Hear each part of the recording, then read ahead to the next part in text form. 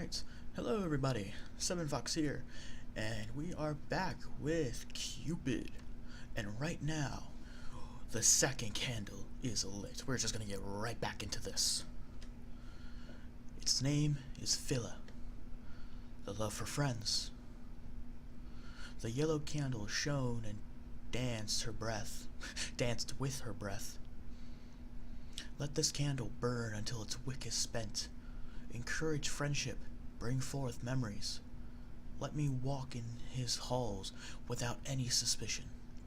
Let me rummage through his belongings invisibly. His journal. He guards his journal fiercely. I must find it. We will get those juicy secrets. Oh yeah, theater.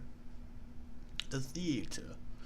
Rosa adjusted her coat as she sat on one of the reserved seats. The theatre was packed. The air buzzed with excitement.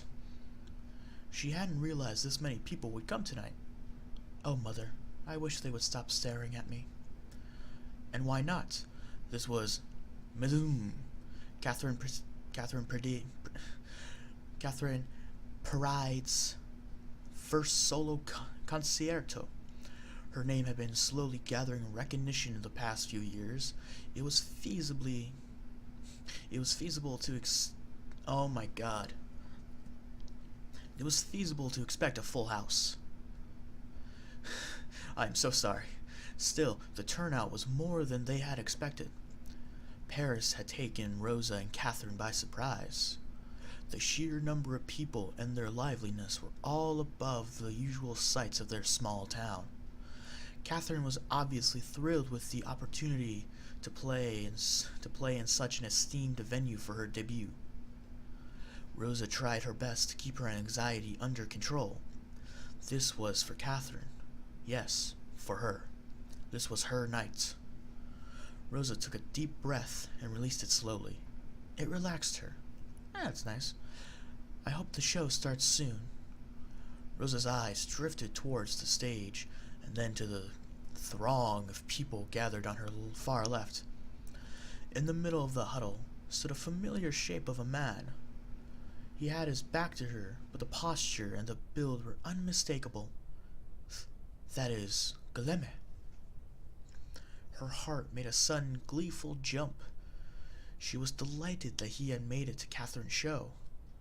He had been traveling extensively recently. What if she walked over and made sure? Guilleme would greet her kindly. She was sure Catherine would be thrilled to know he was there. He was here. ... Rosa pondered for a bit, reminded of a sudden wince of pain. ... Soon the master of ceremonies. Soon the master of ceremonies obligated people to their seats. I think that's what it is, obligated.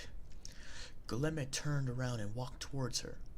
He stopped midway and took a seat without noticing her presence. Oh, what am I, invisible to you? Not that I care.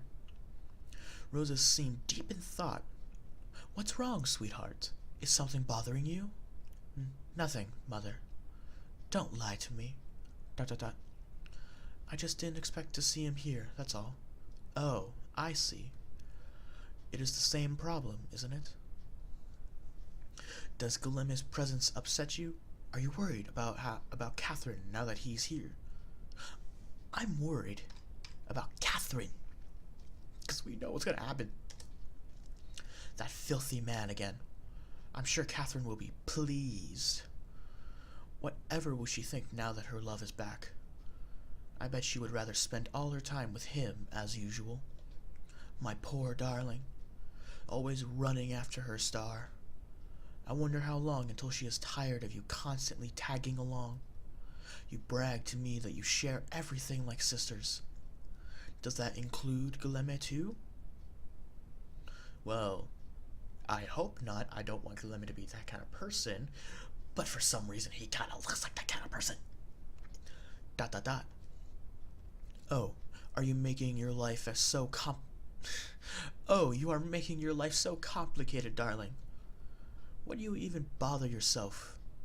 Why do you even bother yourself with these people? Oh my god, I cannot read. Okay, just slapping myself. Get myself awake. It is obvious he is never going to look at you. It is obvious she will abandon you. Let's go with the top one. I don't feel like dissing Catherine, you know? Do you like being so miserable?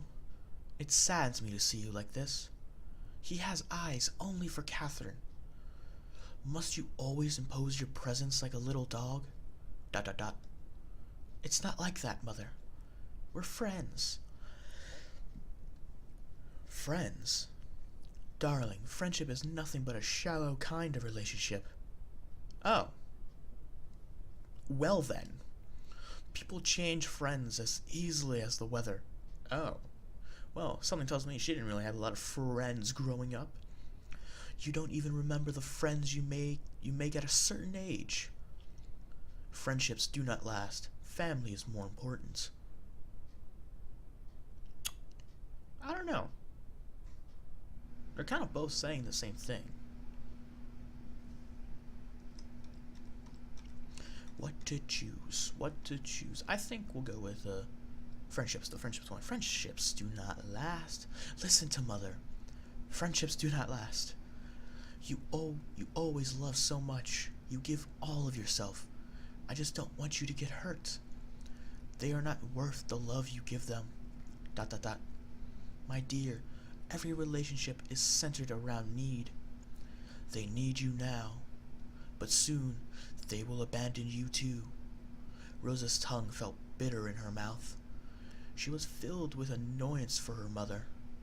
Wasn't happiness as fleeting as friendship? Yet, wait, what? Wasn't happiness as fleeting as friendship? Yeah, I read that right. That just sounded weird. Yet it was not any less real than sadness. It is very quiet. This gets very awkward. These friends. These were people who accepted her. They shared laughter and tears, their own regrets and dreams. What more was needed? Rosa's confused feelings began to arrange themselves neatly in her mind. Guilleme and Catherine's happiness was important to her. That was the main thing. She knew they felt the same way for her. Her insecurities were real, but they were insignificant. If anything, they were bittersweet. She had no regrets. For the first time in her life, she wanted to talk back to Mother.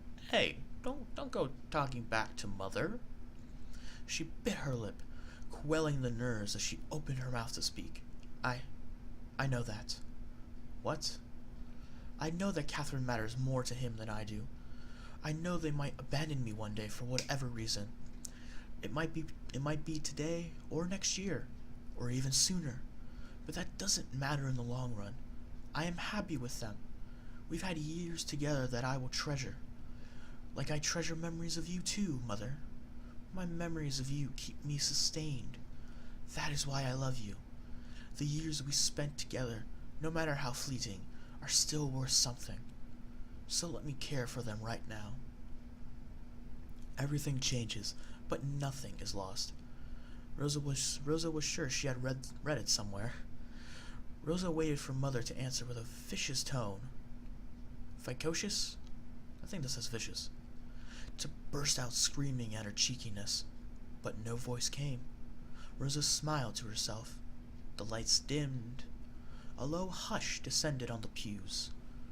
Soon... Oh!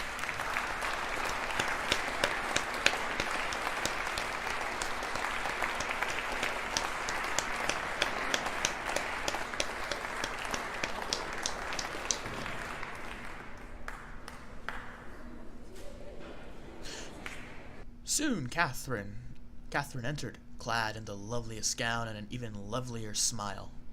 She was beautiful. She belonged on the stage. The lights shone on her, but they paled in comparison to her radiance. Catherine bowed to the audience and took a seat in front of the piano. She began to play.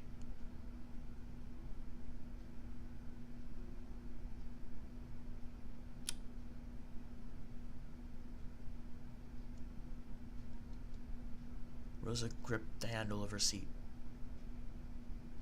Is she playing? Hang on. Oh. There it is. I'm gonna try turning it up slightly.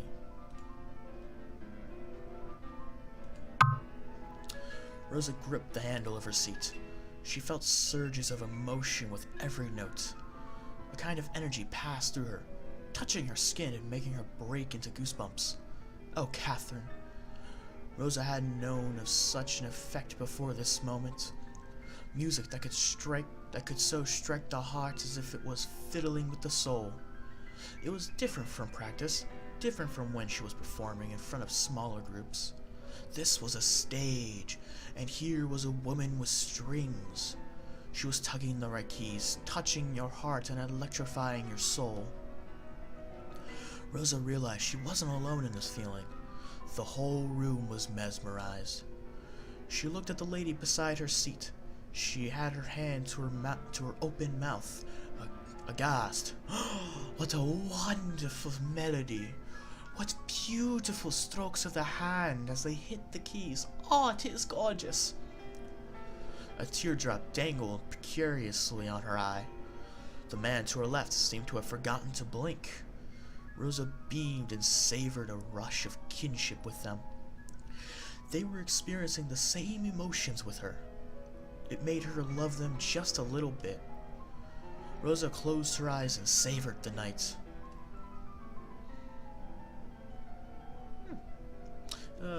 Wonderful melody. Beautiful. High tempo.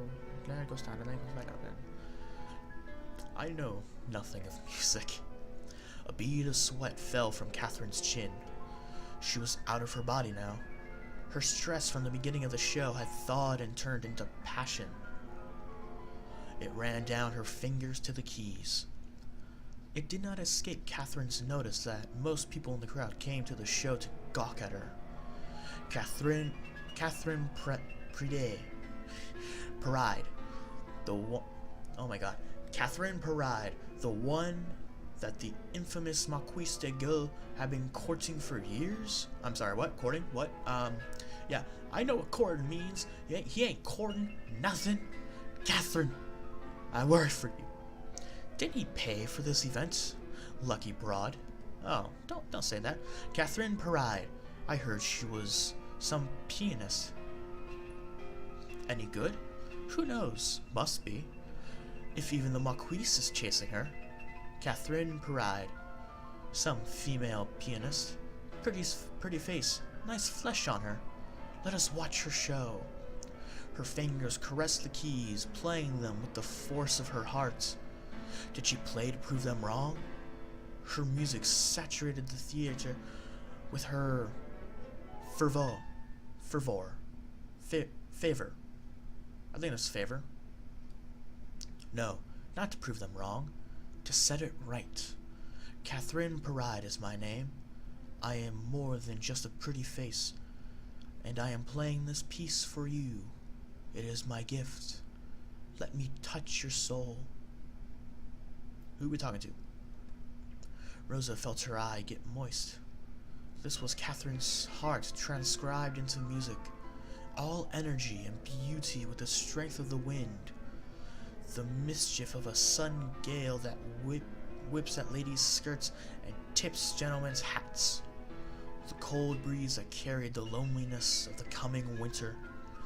Everyone in the audience felt it. Rosa searched for Guilleme's face in the darkness. She couldn't see him clearly, but it didn't matter. She knew what he was feeling. She felt it too. Rosa's heart began to ache. It was a sting she didn't know how to name. Screen's dark. After the show, Rosa greeted Catherine in her backstage dressing room. Oh, we're after the show? We're going backstage. Ooh, I've always wanted to go to backstage, get that backstage pass, be like boom, and just walk right in. Oh hey, what a lovely outfit she wears. Oh, she's adorable. She was smothered in flowers from the audience. Sweat glistened on her forehead. Catherine gave her a tight hug. Congratulations, Kath. You were marvelous on stage. Thank you, Rosie. Oh, we're called Rosie. I love it. Catherine covered her cheeks with her hands. I'm still shaking. The excitement from the stage hasn't left. Look at my hands. Haha, oh dear. So I would call this show a success, yes? Pour the champagne, Sherry. It is a night to remember. Catherine and Rosa hugged again. Let me just finish up here, Rosa. Then we'll celebrate properly. Two young, ravishing ladies sampling the best of what Paris has to offer. I like it. Rosa laughed. Just don't let go of my hand. You might get lost, being so starry-eyed. She was teasing, but smiling brightly all the same. I would never. Anyway, shall I meet you outside in a few minutes? Very well, I'll see you later. Rosa was thankful to leave the backstage area. She had almost forgotten her anxiety during the show, but the backstage was an ill reminder of the crowd. She looked forward to the night ahead, wondering vaguely why she hadn't mentioned Guilleme's presence to Kath. She shrugged it off. It had simply slipped her mind, that was all. Catherine went back to her dressing room, humming as she was about to grab her coat. She wasn't the least bit tired. Yes, we will have a night at the town, a wonderful party, because you are a success, my dear Kath. You were beautiful on that stage. The music, the notes touched the hearts of men and women all over. It was nice. Visions of city, exploring new sights, and gaining experiences made her giddy with excitement. It will end the night on the best note, she was sure. A small knock interrupted her thoughts. Who's there? Catherine turned around and the cheerful smile froze her face. No, not the Marquise, not Guilleme. Get out of here, I do not trust you with her, especially not alone. Not after that fateful day. The Marquise peeked from the open door and stepped inside. Hello, Kath. ... A tingling passed through Catherine's neck. Although she was aware he had returned, this was the first time she had seen him in 2 years. 2 years? Where were you, sir? Or where were you, Kath? I don't know what happened in this time. After she rebuked his intentions of wooing her. Oh. Good on you, Kath. Catherine shook her head at the memory. They grew up together. It was normal to develop feelings for someone you shared most of your life with, was it not? Yet Catherine had promised herself not to dabble with the Marquise. With all the rumors and the past flings, it felt like she knew too much. Too complicated, she had reasoned. The rumors were still alive in some circles. Sorry, hiccup. But hadn't Guilleme come clean with his romantic escapades? Apologies. Give me 1 second. Alright. Hadn't he vowed to be faithful since he had made his intentions clear? Who to believe? Perhaps it was possible that... No, Catherine, don't believe anything he says. He's a liar. Catherine pushed away the insinuation of that last thought and rearranged her face into a merry smile. She curtsied. My lord Marquise, thank you for coming. The last bit came out too loud in her ears. It felt like her voice was compensating. She suppressed a groan. I hope you found the show satisfactory. My lord Marquise. What happened to Guilleme Monster? At once the memories flooded her mind. Oh no, don't you dare bring these memories, weakening her and then snatching her. I don't trust you, sir. Back away. That used to be her greeting every time she had visited him back then. She would scream that when she saw him, right before she flung her arms around his neck. Catherine didn't know what to do. Suddenly her hands, the hands that had never betrayed her, felt like they belonged to someone else. Wait, what? She cleared her throat and felt the smile harden on her face. Pardon my past slights, sire. I was a bit of a precocious child. After all, I must give my due respects to the sponsor of this event. Thank you, by the way. It didn't have to be so extravagant. Wasn't it your dream to play in Paris, Kath? I thought your debut would be the perfect opportunity to fulfill your dream. The Marquis stepped into her quarters and closed the door. And then he realized that he was making a big mistake, or Catherine realized that he wasn't for her, and she sent him on his merry way. Catherine flinched, afraid that the small room would draw them even closer. Just the effect that he wanted, probably, the sly fox. Yeah, you see, we should send him out now. She floundered for a bit, and contented herself in fussing with the flowers on the table. She should chase him out. Why wasn't she chasing him out? Merde, Catherine. I didn't think you'd be attending tonight, sire. Merde? I just realized. Merde? What the heck is that? Weren't you traveling? Yes, I was. But I wouldn't miss your concerto for the whole of France. Guilleme stepped forward, and it seems my investments were well spent, or well placed. Go, back away, you're not meant to be going. Closer. That is exactly the opposite of what I said. Guilleme drew closer to Catherine, so near that she could smell the mint in his breath. That's too close, sir. He appeared to reach out to her face, but changed direction at last minute. Oh, these flowers are from the Duke. How pretty. He examined the card, dangling a hair away from Catherine's ear, trying to look fascinated by the piece of decorative paper. Then he stepped back, yes, grinning like an idiot. Yes, because he is an idiot. You stay away, sir. He really has great taste. Catherine, I saw that. You inched closer. Whenever did you learn that, muckhead? If he thought that kind of ploy would make her swoon, then he was dead wrong. In fact, all it made her want to do was wipe that stupid grin off his face with the backside of the vase. Oh! Yes, he does, doesn't he? She gritted her teeth, unable to take the ascetic edge off her voice. It wouldn't be so hard. All she had to do was grab the neck of the expensive vase and fling it at his head. Oh, we're still on that. She wasn't sure if the vase would break. Maybe not. Maybe she would need to hit him again for the full effect. Catherine, did you hear what I just said? Huh? No, we're too busy about smashing your face with the vase. Smashing your face with that vase. I said, now that I'm back in town, would you consider playing for me again? Yes, we have considered it, and the answer is no, sir. It was part of our original arrangement, after all. He's bringing up the contract. She felt the tendons in her neck tighten. I have a full schedule this week, sire, but I'll let you know when I'm free. ... Oh. Sire, I must retire for the night. I am exhausted from my performance, after all. Excuse me. Catherine turned around and went for her coat, but she felt Guilleme grab her hand. What? Wait. ... They stared at each other for a couple of seconds. Guilleme looked like he was about to say something. His mouth opened and closed as if debating the correct words in his head. But he just dropped Catherine's hand a moment later. ...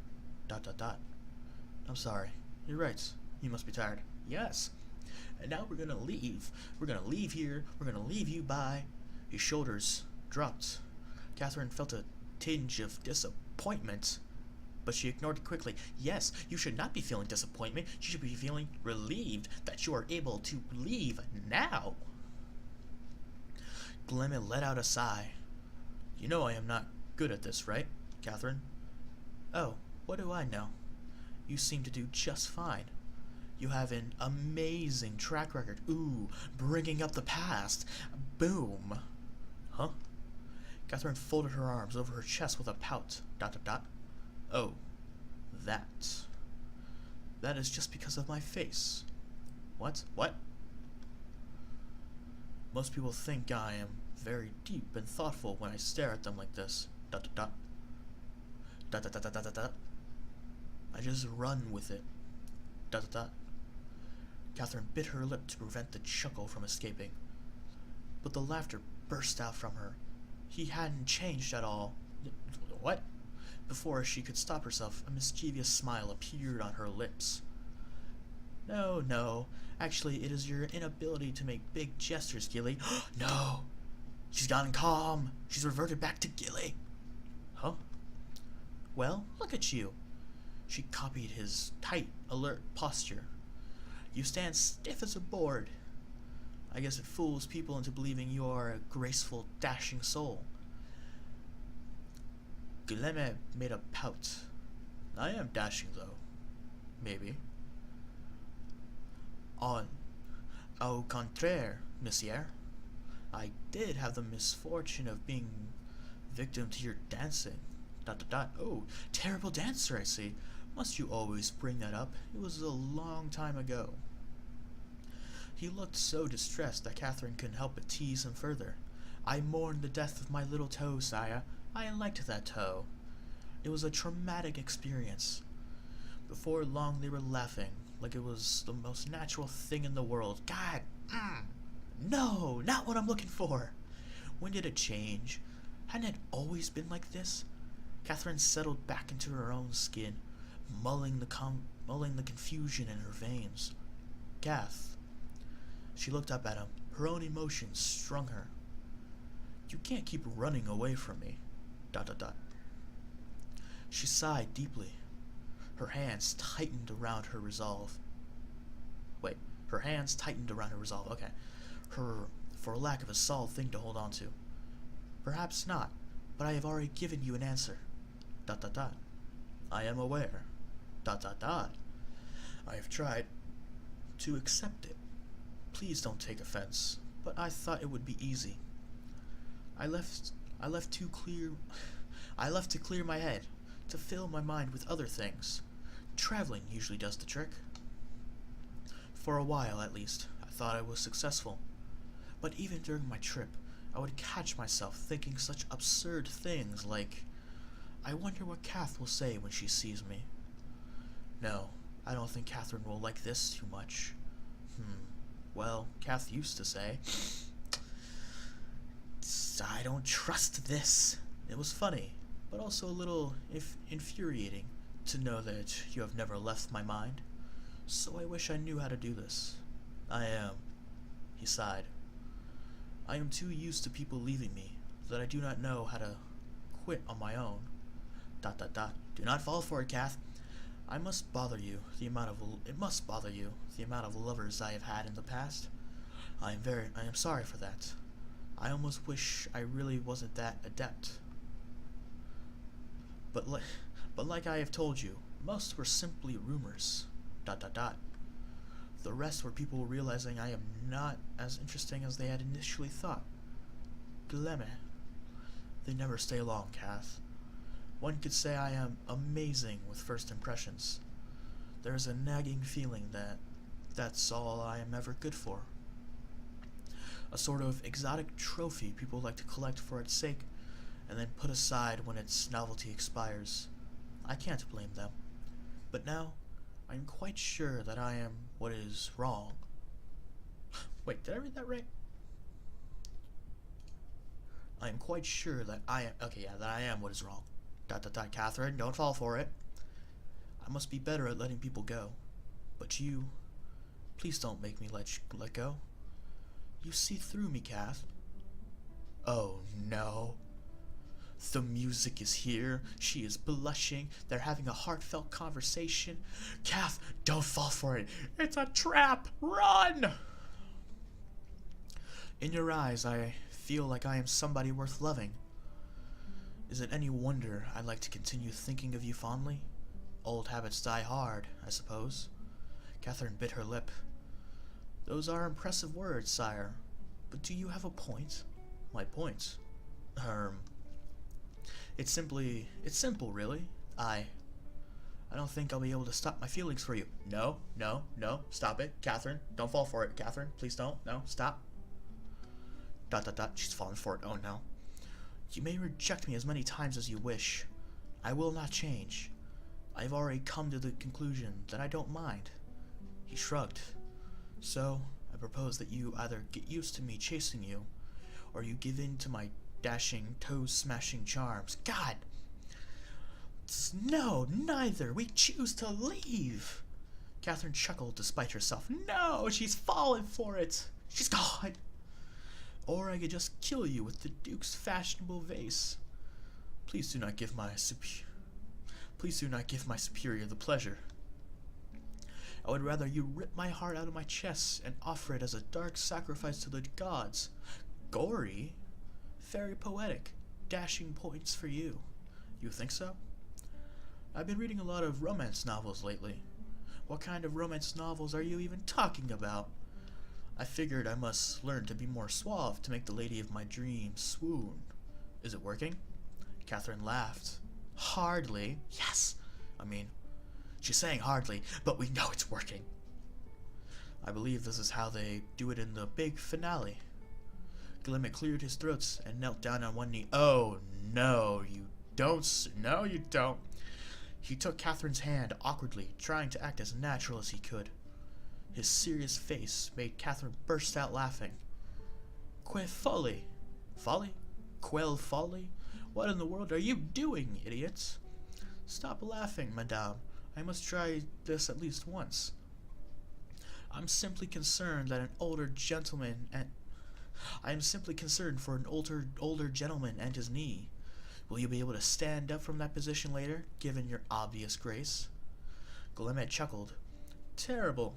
Dare you call me an old man? I don't look my age, you know. Sure, sure. Oh, stop laughing, will you? I am trying to concentrate. He cleared his throat again. Will Mademoiselle Catherine Paride allow me an audience tonight? As such, perhaps she might allow me to stay by her side for a while longer. It would make me a very happy man. It was sappy and ridiculous, and yet hearing the words did stir Catherine's heart. They were giggling like fools now, like children, her heart heavy with love for him. I don't trust him, okay? I just don't. Love? Did she just think love? No, you don't. You didn't. You should just take your hand away and go out. Oh, that's right. You promised to meet with Rosa. What the heck? I'm sorry, are you just going to ditch her? Stand her up? Of course she did. She had always loved him. She fell for it. Oh no! Why was she fighting her feelings again? The reason seemed unclear all of a sudden. All right, sire. Your gallantry has convinced this lady to accept your offer for tonight. She bowed with an exaggerated curtsy. Guilleme took her hand theatrically as he stood up. This gentleman is relieved that he didn't have to sing. A few rules for tonight. As we are in Paris, you must be on your best behavior. No embarrassing jokes like making friends with the street mimes. Agreed. As such, I must retire by 8. 10. 8. 9:30. 8. 9. Take it or leave it. She bargained with him. Guilleme grumbled, but Catherine just chuckled at his frustration. Fine. 9:50. We said 9, sir. Sire, I meant 9 sharp. Guilleme's face brightened like a little boy's. Oh, I know where we can go. There is a quaint little pizza just south of here. Pisa? I think it's just pizza. They have a breathtaking view of the city. They're on a hill, you see.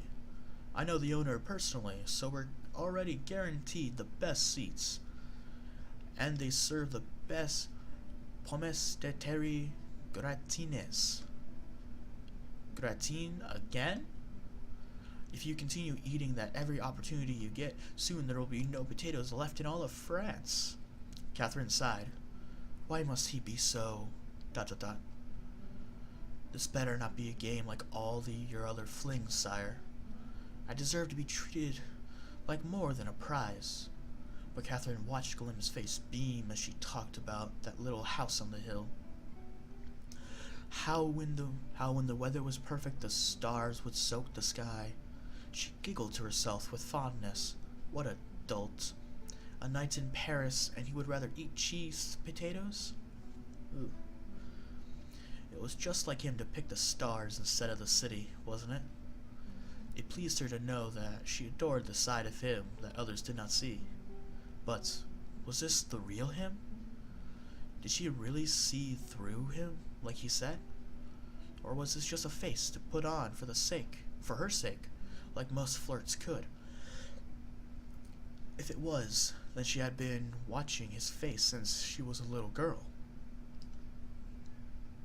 From awe to admiration, from friends to lovers, and then we cross out lovers and say from friends to just friends still.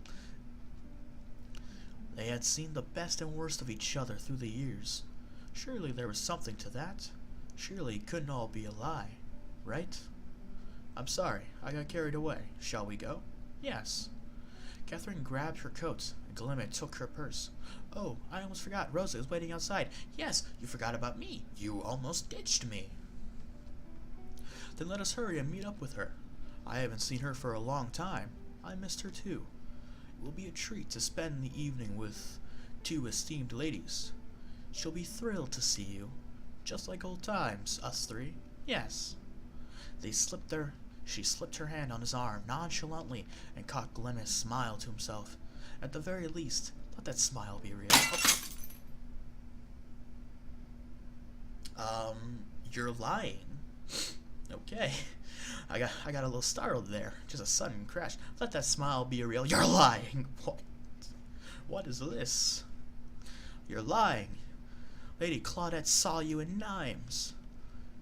Tears and snot ran down her face. She was holding a vintage 1610 bottle of wine. She gripped the neck of the bottle and flung it at the wall where Guilleme was standing. He ducked just in time to avoid the glass. Sherry! Don't you sherry me, you bastard! Can we not take it out on my wine collection again? Catherine threw another bottle in response. Stop, Catherine. You're going to hurt yourself. Hurt myself? Like you care. You tell me you're off to I've gone on last weekend, but you're actually in Nimes? Why are you making this into a huge deal? So I had to stop over at a neighboring town. It's a lie if you omit things. I told you at the very start of this relationship, Guilleme, I want 100% honesty from you. And I've told you as well. I have a reputation. Rumors follow me. Idle mouths can't help but chatter. Did you know that Lady Claudette once indecently proposed to me? And right in her husband's birthday gathering as well. So what? That is all beside the point. You know what they say. Where there is smoke, there is fire. How about a name to further torch the bush? Oh god, La Lanin de Monteclair? La Lalin is the shop girl of the town, a nice girl. Or at least, I surmised from all those 3 times I'd made her mistake to open her shop. Wait, what? Let me try that again. Or at least, I surmised from all those 3 times I made the mistake to enter her shop, it looks like. Is there anything else you would like to insinuate? Oh, nothing at all, sire. Why, is there anything I should know? Guilleme sighed and tried to speak calmly. Chérie, I promised you when we got I'm sorry, what? Engaged? There is an engagement? This is a thing? I am very sad. Disappointed. Catherine, you should know better. This man is a monster, I tell you.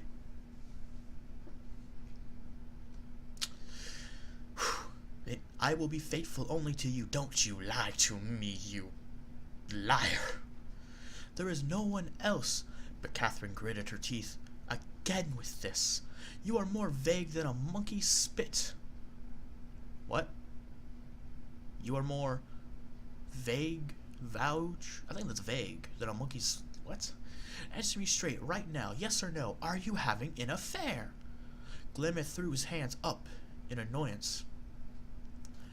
Merde, Catherine, I am not. I have already answered this. Why does it seem like you only hear what you want to hear?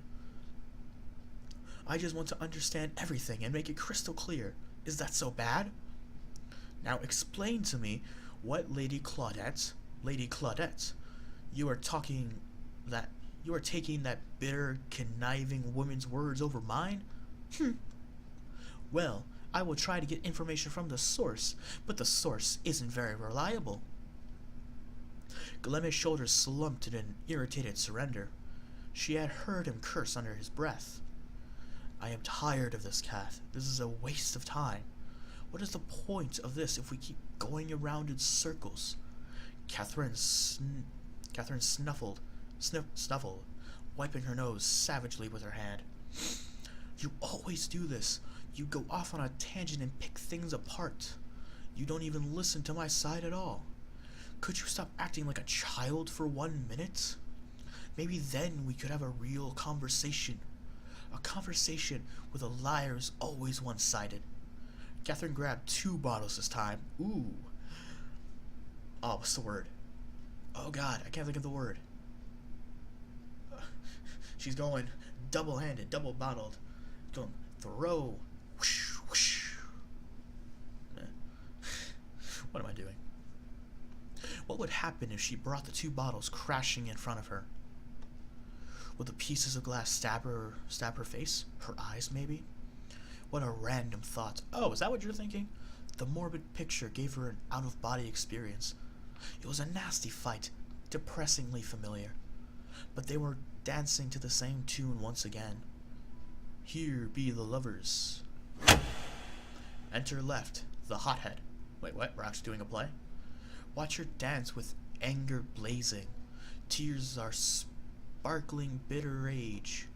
The fight goes on until she's spent. The reason's hazy in her head. Oh, we're rhyming. Pan right, the rake.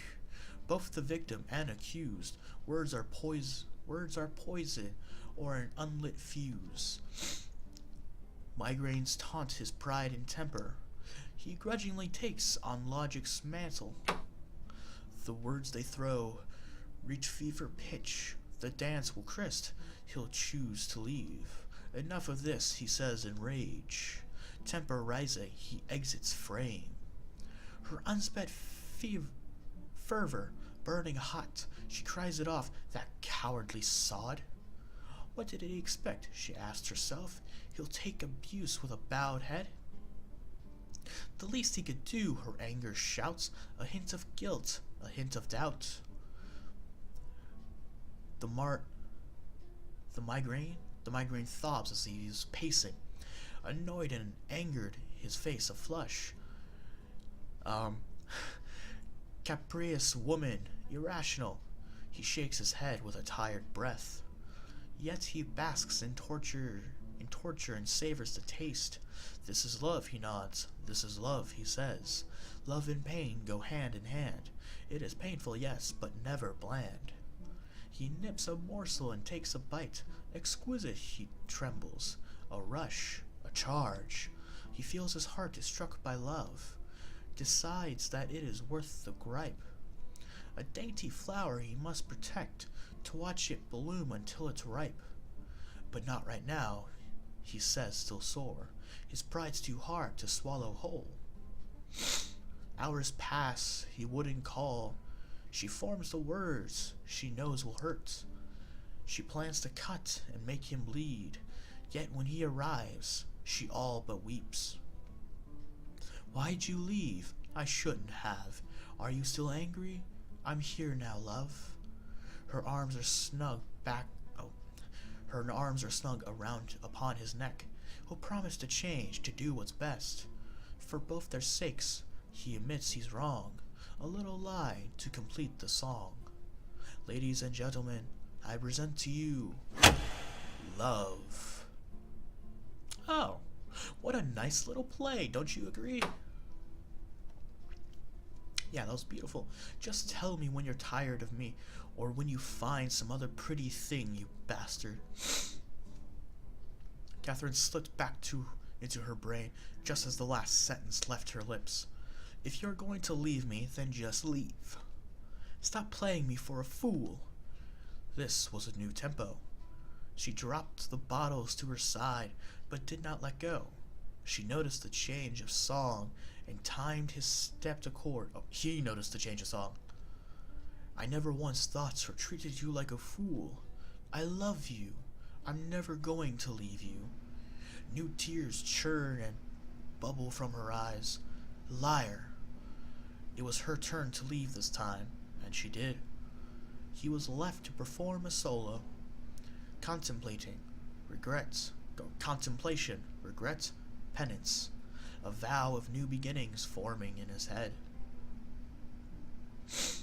What a lovely song, you know? Or not song, play, love, coming to a theater near you. Oh, hey, Kath, Rosa, we're back. Rosie Wosie, oh God, she's drunk. Catherine stumbled into Rosa's room that evening, drunk to high heaven, yep. Her half-lidded eyes surveyed Rosa's meager space. She let herself fall on the bed, regretting it instantly. The ceiling spun in a waltz of throbbing headaches and acid-laced throats. Bad idea. Catherine stood up and her wobbly legs tripped her. Rosa caught her and sat Kath on her small bed. My goodness, you stink of alcohol. She propped some pillows behind her back and fixed the stray hairs that had littered her face. Thanks, hun. You're a dear. Aw, we're being chummy now because she's drunk. Hooray. How much have you had, Kath? Catherine counted on her fingers. Never mind. Would you like some water? Nope. ... Interesting. Huh? I can almost hear liquid slooshing around in my brain when I shake my head. Rosa pursed her lips. Catherine was in no shape to make decisions right now. She stood up to get her something to sober up. But Catherine grabbed Rosa's hand and tugged at it gently. No, you. You sit. Please? Rosa complied. Catherine revealed a bottle about 3/4 full. Snuck another one from Gilly Monster's closet. Serves him right for calling me a child. Rosa began to protest. Ooh, just sounded wrong. I don't know why, it's just a protest. She began to why does that sound wrong to me? That's so... Let's continue. Catherine paid her no mind. Come on, Rosa. When have we ever drunk ourselves to the point of insanity? And I call you my best friend. Catherine took a huge swig of bittersweet liquid and offered it to Rosa. Rosa examined it carefully and took a mouthful. Oh, so we're drinking tonight, boyo. She gargled it in her mouth, admiring the sweet and sour flavor of the wine. I've never had anything this rich before. Good, right? It had to be. It's the last bottle. So... Had another fight with Shush! Bad wind follows that name. God. I am not talking about that egocentric pompadour tonight. We are going to drink. We are going to reminisce. And tomorrow we'll hate ourselves together. That sounds like just the most lovely night you could possibly have with your friend. Just beautiful. There we go. Agreed? Rosa giggled. If you say so. Yay! Girls' night! Alright. Last one. Rosa puffed her cheeks in mock disgust. Fine. How do you make holy water? How? Boil the hell out of it. But, cracking out the best jokes tonight, guys. Rosa and Catherine were assaulted by fits of hysterical laughter. Catherine felt the muscles of her cheeks ache. That is so bad. I don't even have the words. Catherine wiped the tears of laughter from her eyes. I heard that from one of your suitors, Sir Adrien. Rosa rolled her eyes. How come I always end up talking to your suitors more than you? I must start charging you a fee. I'll pay it with my gratitude, because I have no money. What is wrong with Sir Adrian anyway? He seems like a nice man. Nice hair, nice teeth, nicely groomed mutton chops. The women laughed. How about Sir Ferdinand? He sent you that lovely bouquet of flowers. Ah, I am not interested in a relationship at the moment. At the moment? You don't seem interested ever. I am. Sometimes. It is just hard to connect to people for me beyond physical. Relationships seem out of the question. You don't have any difficulty with me or that idiot in the upper room. It seems like you are not incapable. It means you are not incapable. ... That is only because you are my closest friends. Well, there must be someone. ... Oh, you are so picky. If you go on like that, you might end up an old maid. So be it. I'd rather take care of your children anyway. I shall be the amazing godmother. Catherine smiled wistfully. I'm not sure I want any. What? Children? Oh. I love children, but it's a little scary. Catherine bit her lip. What if she becomes her own mother? It was such a terrifying possibility, wasn't it? Ooh, she barely remembered her mother. Her milady had struck in as soon as Catherine was born. She had never been called Catherine. What? She had never called Catherine by her name, not even on the day she had died. All she knew was that their family struggled with that crisis. Her father, exhausted and depressed, and her sister forced to grow up too fast. To be a blight to the people you love, how horrible would it be? Catherine. Rosa smiled at her, interrupting her thoughts. You would be a good mother. Your past does not matter. Yes, we encourage. Well, I don't mean encourage. Just be like, children are nice, they're fun. Don't be like, I shouldn't have any children. Be like, I'm thinking about children one day when I'm ready. Catherine stared at Rosa, almost enchanted at her ability to know what she was thinking. She really was her best friend, wasn't she? The thought warmed her heart. Do you really think so? Yes. The fact that you are so concerned about them before they are even born speaks much of your kindness. Whatever happens, those children will grow up loved. Catherine blushed and changed the subject. Oh, we're out of booze. We finished it. No, not the booze! I'm quite buzzed. Hey, remember the first time we drank? Do you mean the party or the potato incident? Of course I meant the potato incident. Why would I mean that silly party when we could be talking about a potato incident?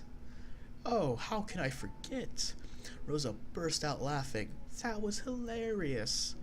Wench, stop laughing. I almost went to jail. Ah, a party is not successful unless somebody almost goes to jail. That's how you know you had a truly fun time. Goodness, I was so stupid. Rosa laughed again. Amen. Hey, you're supposed to say, no, Catherine, we do dumb things when we're young. Catherine, we do dumb things when we're young. It's about time you learned your lesson. I can't wait to tell your children endless tales of your shenanigans. Wench. Tut-tut. Tut-tut. I understand wench, but tut-tut?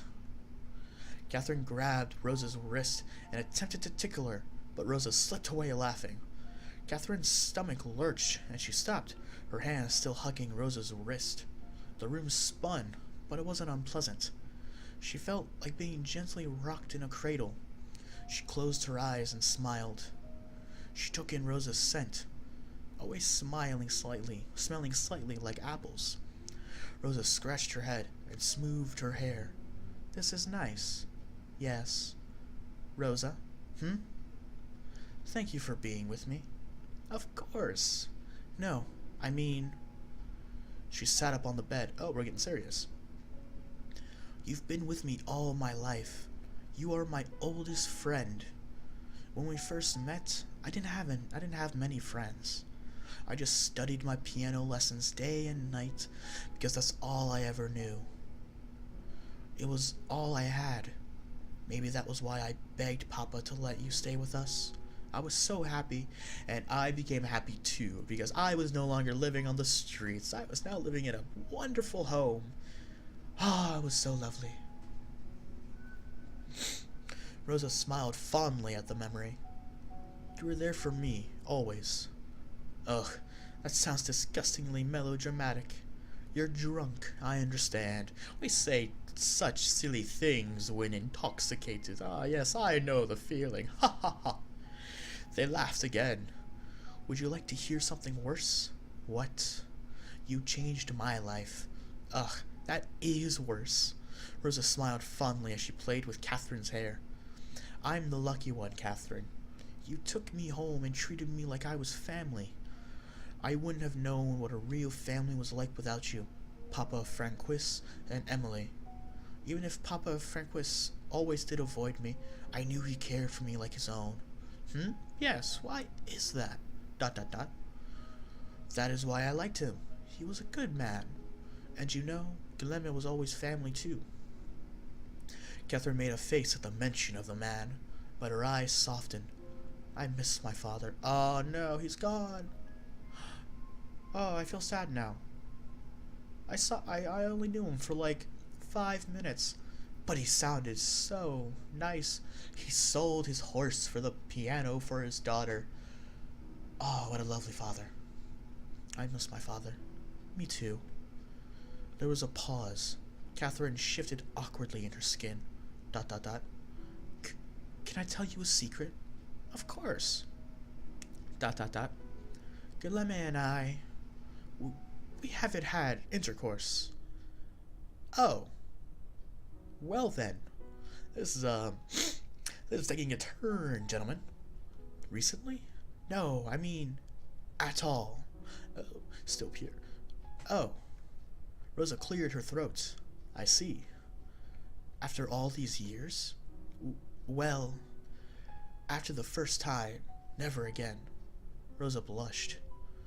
Her head knitted together images of the two people she considered her friends. Rosa tried to push them away, but all she was able to do was paint the warped fantasies in gossamer and fuzz. What gossamer?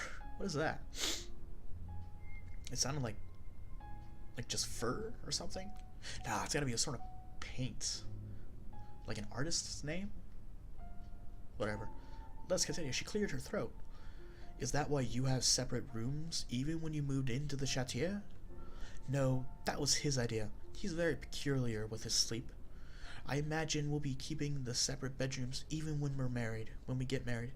I don't really mind. Well, your wedding is soon, isn't it? Perhaps you are just nervous. Oh, they're getting married? Yes, obviously, they're engaged. No, I don't think it's like that.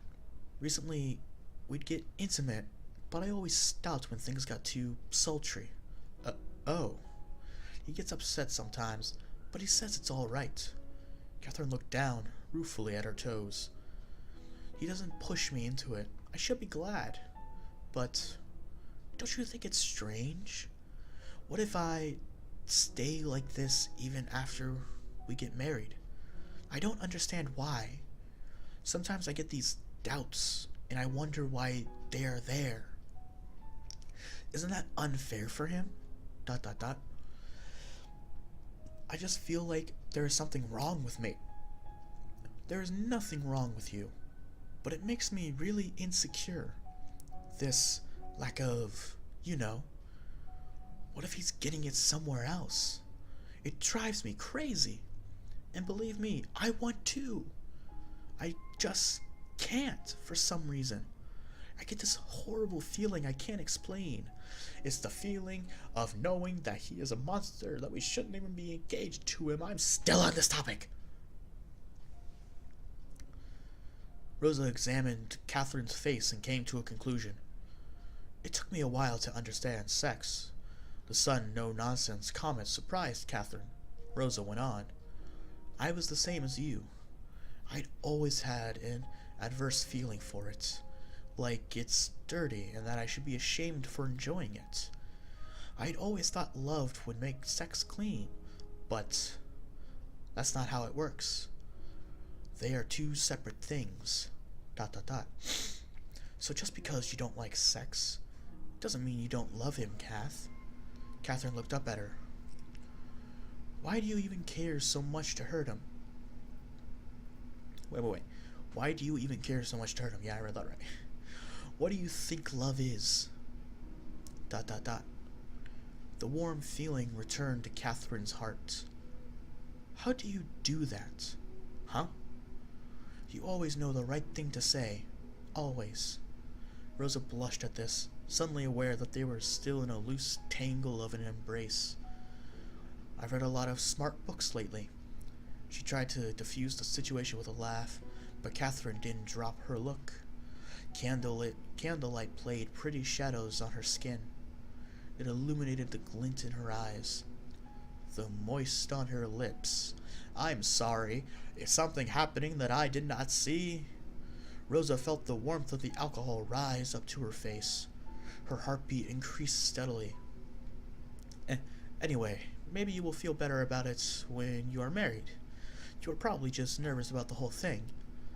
She made attempts to curl away from Catherine's arms.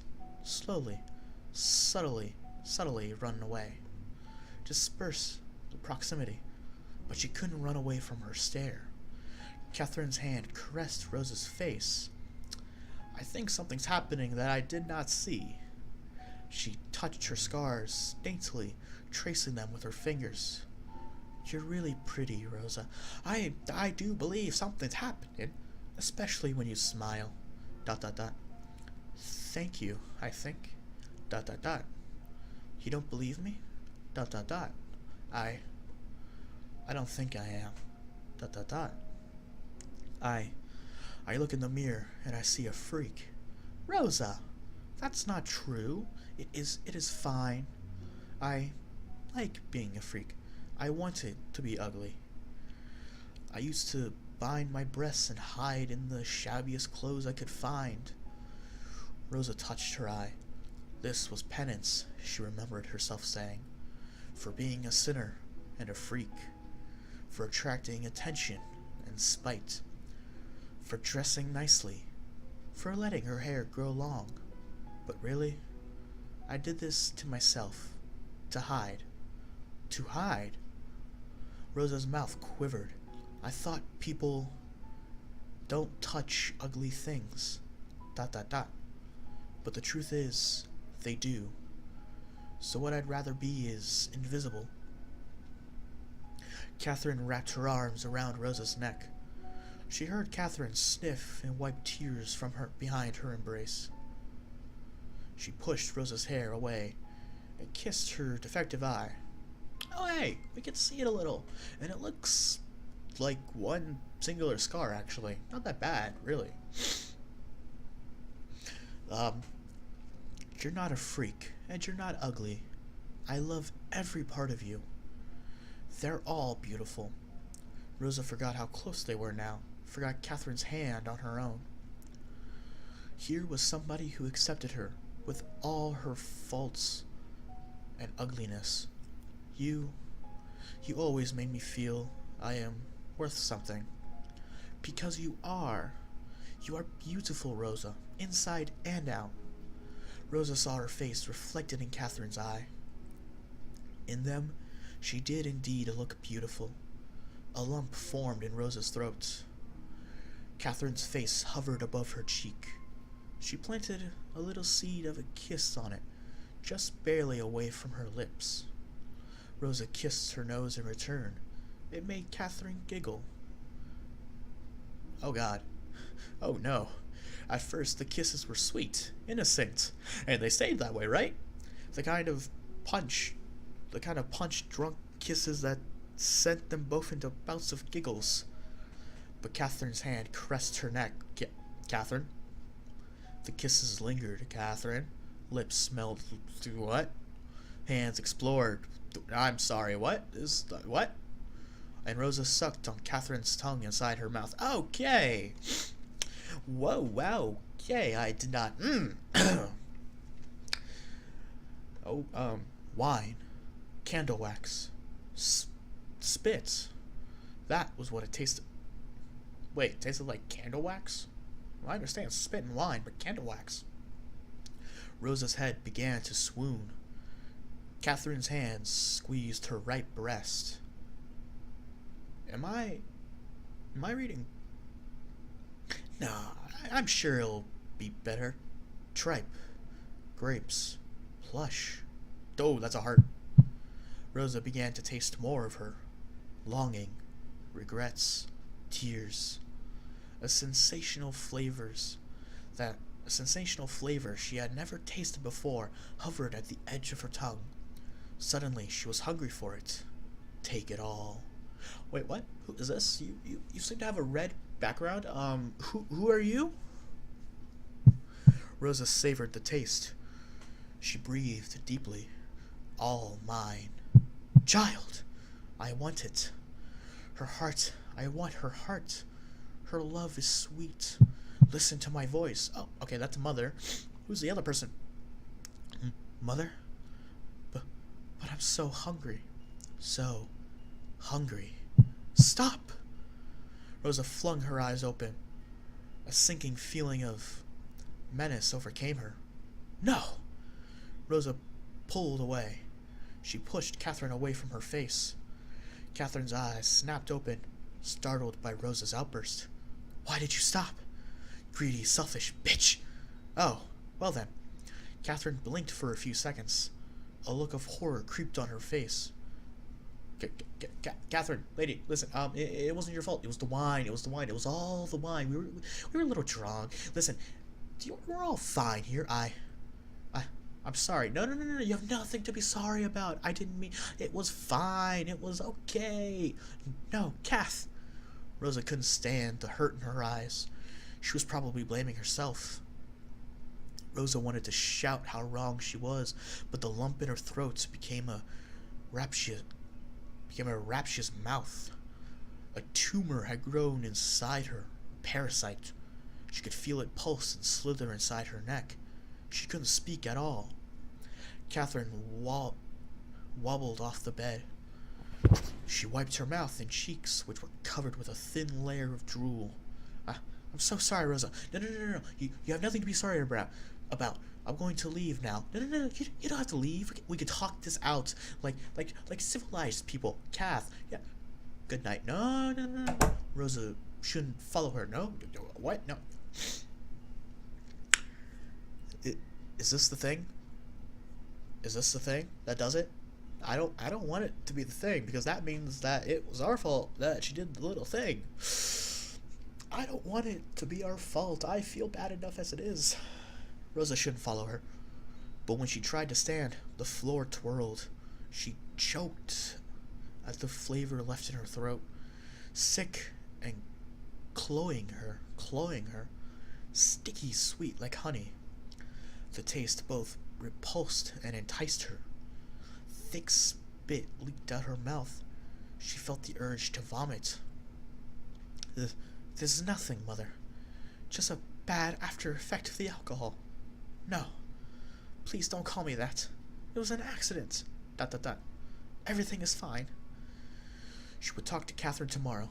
Assure her that this was not her fault. Everything was fine. Everything was fine. There was an urgent knock on Guilleme's door. Oh no! Oh no!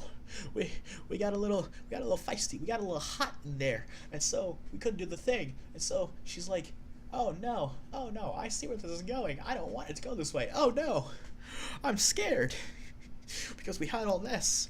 I don't know what's to expect now." The clock read 2:15 in the morning. He closed his journal and stood up from his desk. What are you doing at your journal at 2 o'clock in the morning? What are you, some 70s teenage girl? like lying on her bed, legs up in the air, writing in her diary. Dear diary, today I just had a fight with my girlfriend. It's the same boring thing. I feel like we're going in circles. Maybe I should just end it. Yes, coming. He opened his door. Catherine stood in front of him, her cheeks stained with hastily wiped tears. Kath. ... Guilleme, can we talk? Oh, isn't it quite late? Please, it's urgent. All right. Guilleme led her inside. Lady, you smell like my vintage bottle of Bourgogne. Did you get so drunk you actually thought of apologizing first? I didn't think I'd see the day. Do not go making jokes, sir. ... Sherry, what is wrong? Yeah, you see the seriousness of the situation? Catherine's thumb went into her mouth without thinking. Don't start biting the skin again. How could she even begin to tell Guilleme what she had done? Honey, I was really upset with you today. So despite any good sense, I went and got myself drunk. This time, I dragged Rosa along with me. Things have a tendency to go out of my hand when alcohol is involved, as you know. Long story short, I came onto Rosa. You know Rosa? The girl who's almost like my sister? Yes, I may have forced myself on her. And I did that right after she told me she had been abused before. She felt Guilleme's hand take her thumb away from her mouth. Kath. She looked at her fingers in horror. Her habit had surfaced again. She thought she had gotten rid of this as she grew up, replacing the nail biting with a meticulous, almost obsessive care for her fingers. My fingers are my livelihood. I must take care of them. Now the nails were chewed down to jagged stumps, and a couple of them had tiny blistering cuts. Kath, can you talk? Catherine's eyes snapped back to Guilleme, as if he had just materialized in the room beside her. So yes, like I was saying, my darling, which is the worst thing? What do you think? The implied incest, my abuse of my best friend, or my infidelity to you? Or is it that, or if that doesn't cut it, my dear, may I divulge to you one last point? I felt something worrying when I kissed her. Excitement. If she hadn't stopped me, something else would have. It felt so real. It didn't feel like a mistake. It felt like it had always been there, buried deeply. So much so that it felt like cheating. It was like a carving. I wanted it. A craving. I wanted it. Not a carving. It was something I haven't felt for you when we... Why is this happening? I don't know. I don't even know who I am anymore. Kath, you're scaring me. Tell me what's wrong. Would you still want to marry me? Would you still love me if you knew? I wouldn't. I can't even look at myself in the mirror. But I think I know who I am now. I am a selfish, deprived bitch. Don't go calling yourself a bitch.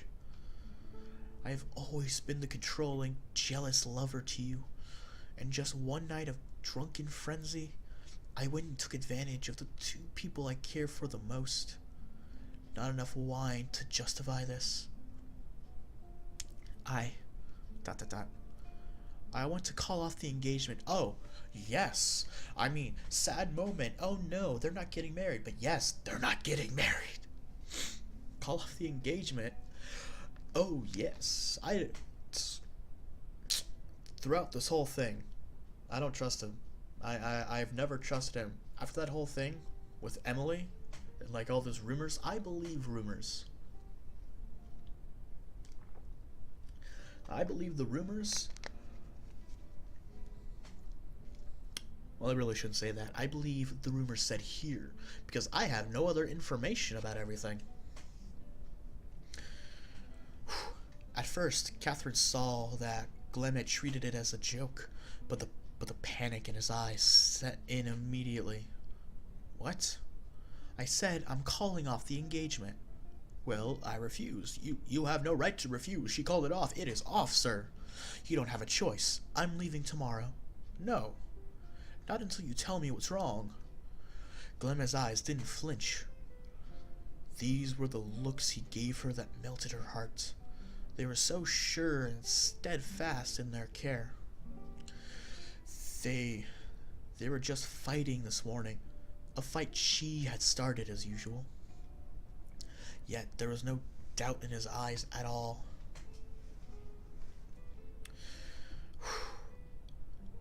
If she were to see that certainly fade away from his eyes, she knew it would break her. ...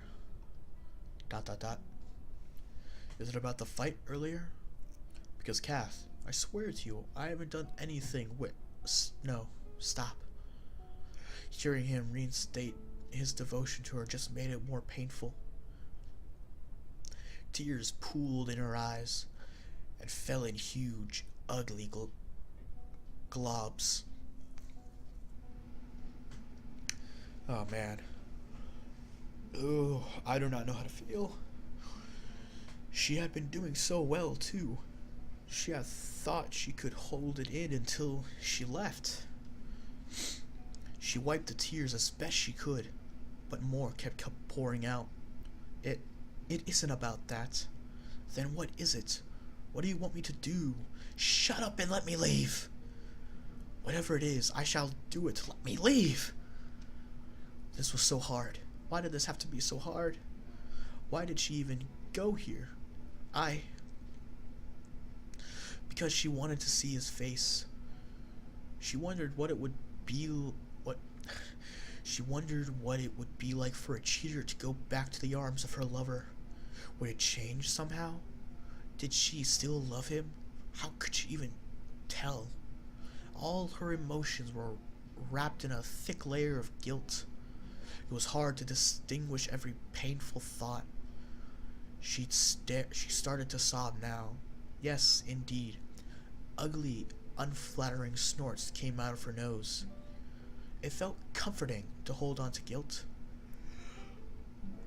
Its existence made the hatred towards herself bite less. Kath, please tell me what's bothering you. ... I don't deserve you. I'm a horrible person. You ought to find someone else. Hang on. Find someone else to marry. I had to read that. It's all together, and I just had to like look through that carefully to make sure I'm reading it right. Catherine let the words tumble out of her mouth, slightly relieved to be rid of them. She looked tearfully up at Guilleme to gauge his reaction, but he just stared back at her blankly. ... Why wouldn't he say anything? Catherine sobbed, fearing the worst. Guilleme cleared his throat and spoke hesitantly. Could you, repeat that? He cupped his hands to his ear, angled it closer to his face. He apparently hadn't caught any of her heartfelt words. Catherine snarled angrily at him. You idiot! I'm having a breakdown here. But I didn't understand what you said. I said you ought to find someone else because I am a horrible person. Guilleme pulled her to him. Oh, no. Oh, that's it? Whatever made you think that I'll accept that reason? Catherine's tears soaked his shirt. You don't know what I've done. Then tell me. Oh, wait, hang on. You'll hate me. I guarantee it. Okay, I had a little mix-up. Did you punch a baby? No. The inside joke made her laugh out of the blue. She buried her face in his chest in a half-sob, half-laugh. Suddenly her doubts were cleared. Suddenly she didn't want to marry anyone else. What is up with this? You're angry at him. Use that anger. So what if he's saying things calmly and in like a nice tone? I don't know anymore. Catherine's arms tightened around Guilleme's waist. Oh no! I've been taking you for granted, haven't I? I've been arrogant, expecting you to always adjust to me and to my whims. A new fervor sprung out of her love for him. I don't deserve you right now, but I'll work on that if you give me another chance. First, she would tell him that she had done what she had done. Then it would be up to him if he still wanted her. He deserved that decision.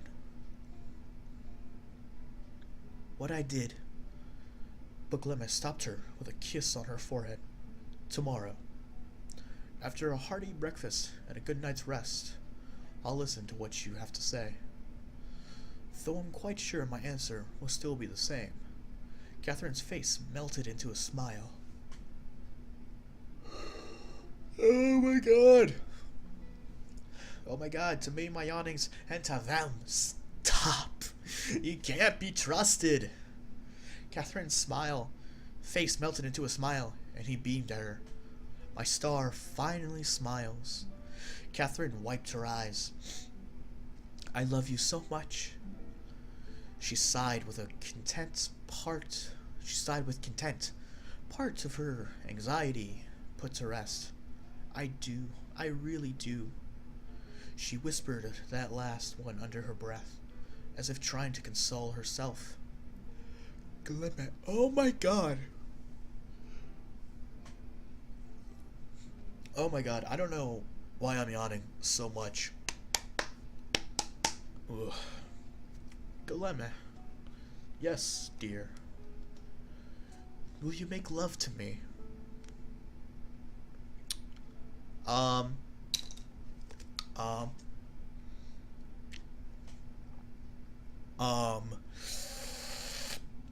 We're not gonna be here for that, right?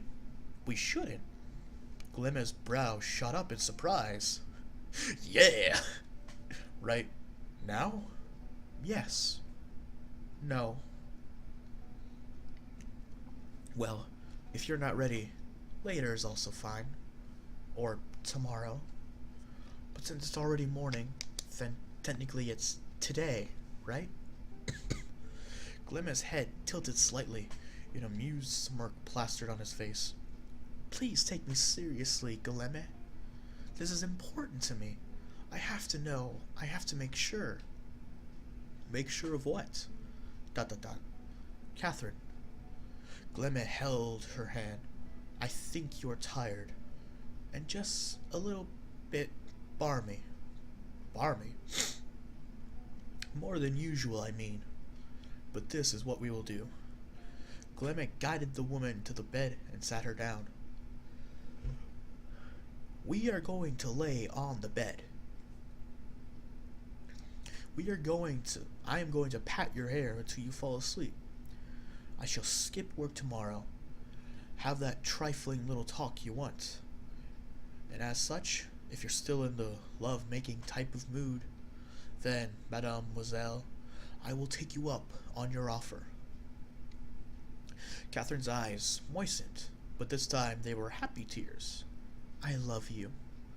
Guilleme shrugged and lifted Catherine's legs up onto the bed. I love you too. And aren't you lucky? Save it. He climbed on the bed beside her. Catherine draped her arms over him. He searched for her hand, brought it up to his lips, and patted it. Okay, we're still here. At least we're not doing the whole love making. She closed her eyes and rested her head on his chest, comforted by the warmth of his embrace. Mon Chou, can I ask you something? Why do you love me so much? Guilleme mused for a while. Is that a trick question? It feels like a trick question. Catherine whined. Although, I shall humor you for now because you're in such a pathetic state. I love you simply because it's easy to love you, darling. You are my star, my light. You keep me right, always. You make me want to do good by you, to be a better person. You aren't even my wife yet, but the townspeople are already calling you their lady. I may have to hand you the Marquise Diem myself. What's a Marquise Diem? That is only because everyone in town knows who I am. Oh, I wonder why that is. Is it because you helped sell vegetables in the marketplace on weekends? Or because you conspire with my cooks to hold impromptu picnics with the locals? You know about that? One can only sneak out that much food without getting noticed, madame. It amuses me how the servants cover for you upon inquiry, as well. It was my idea. They're not to blame. I know, darling. I know. Guilleme chuckled and kissed her temple. It goes to show how your presence uplifts everyone's lives. Including... Oh my god, including mine. God. Maybe after this, I should take a nap. Just get this tiredness out, ... But honestly, those reasons aren't exactly why. I love you, Kath. I just do. Beyond what I thought I was capable of. Catherine's heart cracked with his last utterance. If I did something bad, would you still love me? Yes, I would. Are you sure? Yes, I'm sure. What if I've hurt an innocent person? What if I've hurt you? She bit her lip. What if I was unfaithful? Guilleme stared at her questioningly. You start asking questions like that, and the other person's going to be like, this is you, isn't it? It's like when you're asking a parent as a kid, like, I have a friend who sort of got in trouble and did a certain thing. What should that friend do so he won't get in trouble with his parents? Catherine buried her face in his chest. She felt his hand smooth away her hair. He whispered gently into her ear, if you would still have me, come back to me.